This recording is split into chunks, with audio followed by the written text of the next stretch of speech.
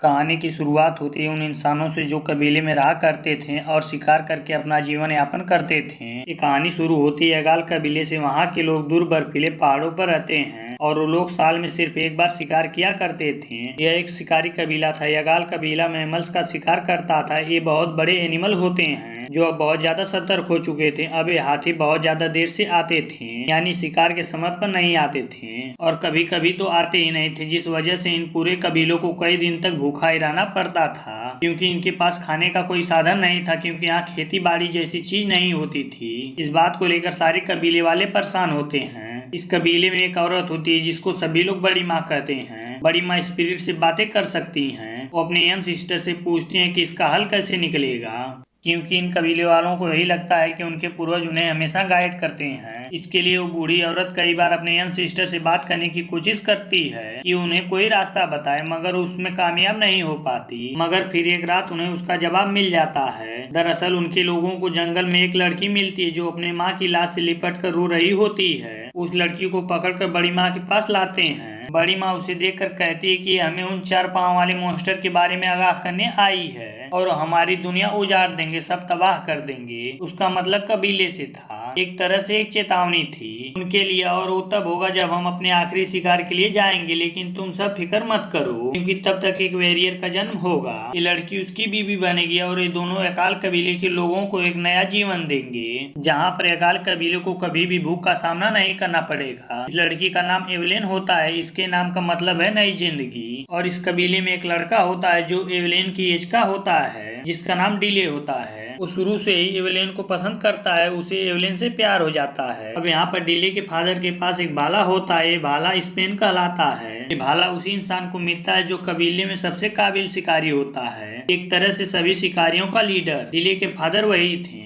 दरअसल वो शिकार की शुरुआत सबसे पहले करते थे और वो एक फैसला करते हैं कि वो एक सफर पर जाएंगे। वो कहते हैं कि हम आखिरकार कब तक शिकार का इंतजार कर सकते हैं। डिले के फादर बहुत ही काबिल इंसान थे। वो अपने कबीले के लिए कुछ करना चाहते थे ताकि उनकी यादें जिंदा रहें। वो अपने दोस्त को सारी बात बताते हैं और वो अपने दोस्त से वादा करते हैं कि वो इस बात को किसी से नहीं बताएगा कि वो आखिर कहाँ गए। और फिर वो अपना भाला देकर वहाँ से चले जाते हैं। उनके वहाँ से जाने के बाद सभी लोग डिले को तंग करने लगते हैं। वो डिले से कहते हैं कि तुम्हारे फादर यहाँ से भाग गए। उन्हें ये लग रहा था कि वो अपने आगे का सोचकर यहाँ से भाग गए, लेकिन ये बात सच नहीं थी, क्योंकि वो किसी मकसद से गए थे। मगर इस बात से डिले के लिए बहुत बड़ी मुसीबत आ जाती है। तब उसके फादर को डरपोक कहते हैं, मगर उसने कभी ये बात किसी को नहीं बताई। एवलिन वहाँ अकेली है और डिले भी अब अकेला पड़ जाता है और अब इन दोनों में दोस्ती हो जाती है। दोस्ती धीरे धीरे प्यार में बदल जाती है। यहीं पर यह मूवी एंड होती है।